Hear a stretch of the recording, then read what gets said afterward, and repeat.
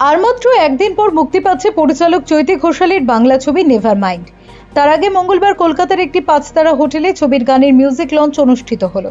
অনুষ্ঠানে উপস্থিত ছিলেন অভিনেত্রী ঋতুপর্ণা সেনগুপ্ত, পরিচালক চৈতি ঘোষাল, অভিনেতা অমর্ত্য, সুরকার রূপম ইসলাম এবং ছবির অন্যান্য কলাকুশলীরা। বিশেষ অতিথি স্বরূপ যোগ দেন জনপ্রিয় গায়িকা ইমন চক্রবর্তী। অনুষ্ঠানে রূপম ইসলাম বলেন, এই ছবিতে মহিলা কণ্ঠে কোনো গান না থাকায় ইমনকে দিয়ে গান গাওয়ানোর সুযোগ হয়নি, তবে তার ইচ্ছা ভবিষ্যতে ইমন যেন তার সুরে গান করেন। রূপমের এই মন্তব্যে আবেগপ্রবণ হয়ে পড়েন ইমন চক্রবর্তী। তিনি জানান, তিনিও সেই দিনের অপেক্ষায় রয়েছেন যেদিন রূপম ইসলামের সুরে গান গাওয়ার সুযোগ পাবেন। অনুষ্ঠানে ছবি মুক্তি ঘিরে উচ্ছ্বাস ছিল চোখে পড়ার মতো।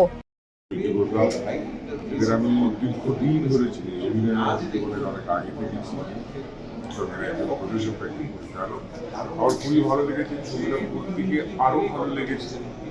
আমার মনে হয় ছবিটা অত্যন্ত ভালো একটি ছবি হবে। আমি সবাইকে অনুরোধ করবো, 3 তারিখ ছবি রিলিজ আছে, আসুন সবাই মিলে ছবিটি দেখুন। দুজন আমার বন্ধু কাজ করেছে, তার একটা নিদর্শন আমরা। Bureau report, channel 10।